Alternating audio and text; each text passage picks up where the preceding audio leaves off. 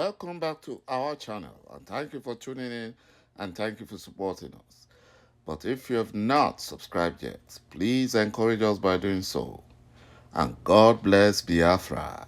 Ise. The Fulani Nigerian Army Chief, Lieutenant General Yahya Farouk, is now in big trouble, cries out that ATIKU asked the army to organize military coup and stop Biafra restoration. According to report, the Fulani Nigerian Army Chief, Lieutenant General Yahya Farouk, is now in serious trouble as he's meeting with Fulani generals and the PDP Fulani presidential flag bearer, ATIKU to organize a military coup as BUHARI and Babangida did in 1983 to topple the civilian government of Ɂ YIKIITŁɁ a Fulani Janjaweed, in order to stop Dr. Alex Ekwueme from Igbo Biafra from taking over as Nigerian president. And this evil plot has been exposed by one of their Fulani slaves to the world. The Fulani Nigerian Army Chief was shaken and surprised how the Fulani evil plan was leaked, forgetting to know that Tinubu and his urchins have looted so much money and they could buy their way to obtain any information they want to. Lieutenant General Farouk revealed that fake Buhari was in support of the Fulani Nigerian military coup because the Fulani Nigerian government tried every tactics to stop and overrun Biafra but failed. They failed. And the only option is for them to organize a military coup to stop Biafra restoration. But they have failed. They will surely fail. According to reports, Tinubu chief urchin ญี카요데 has accused PDP presidential candidate ATIKU of secretly meeting with 7 military generals in Abuja. The Nigerian Defense Headquarters, Abuja, have refuted a tweet by a chieftain of APC, Femi ญี카요데, alleging that some senior military officers met with the presidential candidate with the aim of disrupting the general elections and setting the country on fire. ญี카요데, who is the director of special project and media of the evil Tinubu/Shettima Presidential Campaign Council, has accused the PDP presidential candidate ATIKU of secretly meeting 7 military generals in Abuja. If this ญี카요데 was a Biafran, specifically an Igbo man, who made these allegations, who exposed this Fulani military coup plan, by now he would have been locked up in a solitary confinement cell at the criminal DSS. What the criminal DSS only did was to invite him. They invited him and told him to keep quiet. That's what they did. Not the same way they treat Biafrans, especially in Igbo. They will do everything to the point of killing any Igbo man who reveals such secrets. My brothers and my sisters, we can see that Biafrans are not wanted in the fraudulent contraption called Nigeria.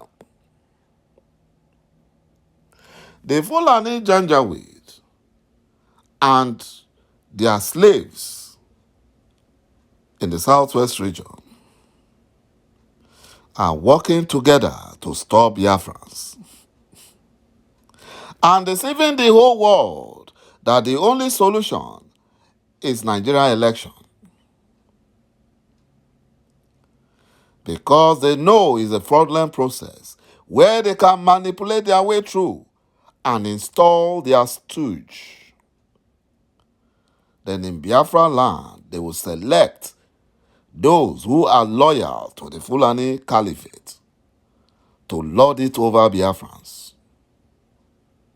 Imagine the other day, the Fulani Janjaweed were planning to install a Fulani king in Aba.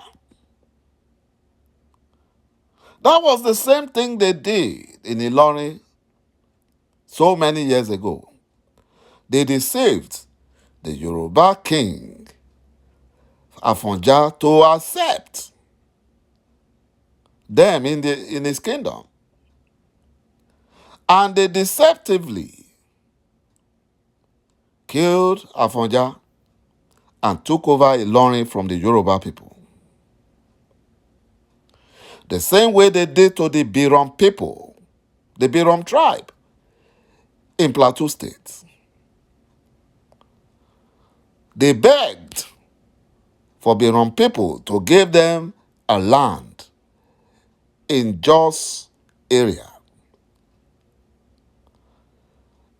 And the Birom people, out of their good heart, gave the Fulani Janjaweed the land to keep their cattle and settle.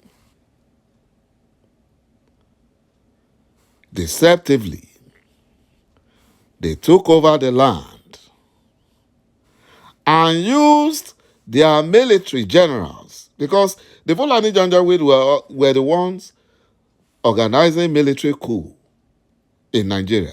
So they used one of them, Ibrahim Babangida. And they turned the Fulani settlement in Jos into a local government. And that is why they have Jos North local government area in Plateau State. It was not supposed to be a local government.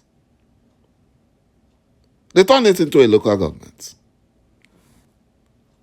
The same thing happened in Kaduna.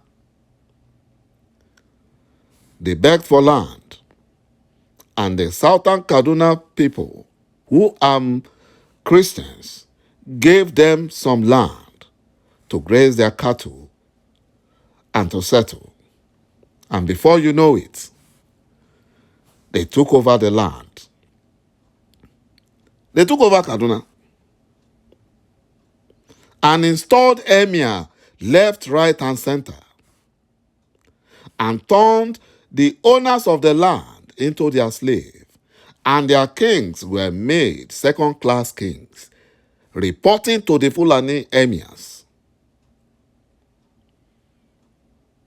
That was what happened. And since then, they never allowed any Southern Kaduna Christian to be their governor. They will rig him out. The only one that succeeded to be the governor of Kaduna State, the only Christian Southern Kaduna indigene, was killed in a plane crash organized by the Fulani Janjaweed. And the only way he got to become the governor was because the Fulani governor was promoted by Goodluck Jonathan to be his vice president.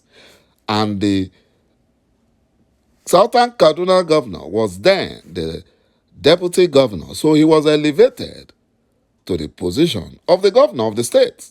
And this got the Fulani Caliphate very angry. And they plotted his assassination.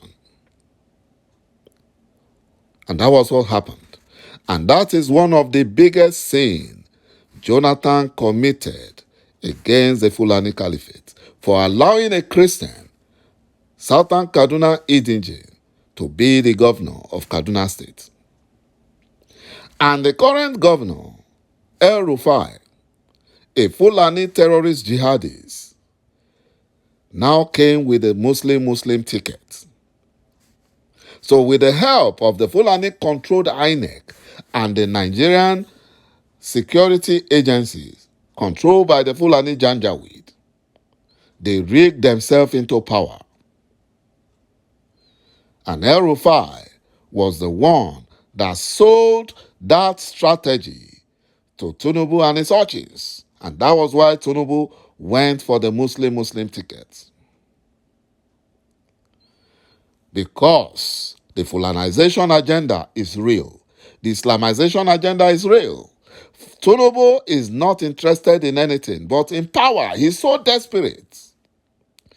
He's ready to sell the whole of southern Nigeria to the Fulani Janjaweed as long as he's made the Nigerian president. But the Fulani Janjaweed will not trust him because the way he handled Lagos State after leaving office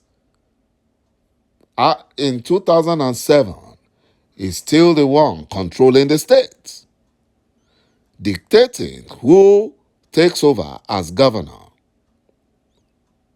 My brothers and my sisters, you can say now that elections in Nigeria is not the solution. The solution is United Nations supervised referendum. Thank you, my brothers and my sisters, for watching this video. Bye-bye for now.